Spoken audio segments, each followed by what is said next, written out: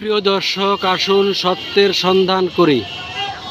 আমাদের দেশের খেলার মাঠগুলো তো বিভিন্ন রাজনৈতিক দলগুলো দখল করে তারা বিভিন্ন প্রতিষ্ঠান করেছে। মিরপুর ঈদগাহ মাঠের এই মাঠটি অনেক পুরনো এবং এটি দখলদারিত্ব কেউ করতে পারেনি। দেখেন কত সুন্দর সুন্দর খেলাধুলা হচ্ছে, ক্রিকেট খেলা, ফুটবল খেলা, বিভিন্নভাবে দলে দলে তারা খেলাধুলা করছে।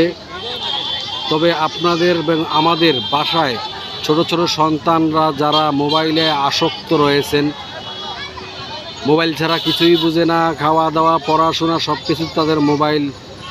এই মোবাইল থেকে বের হইতে হইলে আপনার আশেপাশে দখলকৃত জায়গা থাকলে আপনারা যদি স্বচেষ্টায় নিজেরা উদ্যোগী হইয়া যদি সেই জায়গাগুলো দখলমুক্ত করে মাঠ তৈরি করতে পারেন খেলাধুলার জন্য, তাহলে আমাদের দেশে বিভিন্ন ধরনের খেলাধুলার জন্য প্লেয়ার জন্ম নিবে এবং আমাদের দেশের সন্তানরা যারা মোবাইল আসক্ত, সেই আসক্ত থেকে কিছুটা হলেও আপনারা মুক্তি পাবেন।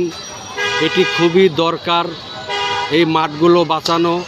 তাই আমি সংশ্লিষ্ট যারা আছেন তাদেরকে বলবো, বিভিন্ন জায়গায় যে মাঠগুলো দখল হয়ে গেছে সেই মাঠগুলো দখলমুক্ত করুন এবং এভাবে ছোট বড় সবাইকেই উন্মুক্তভাবে খেলার সুযোগ করে দিন।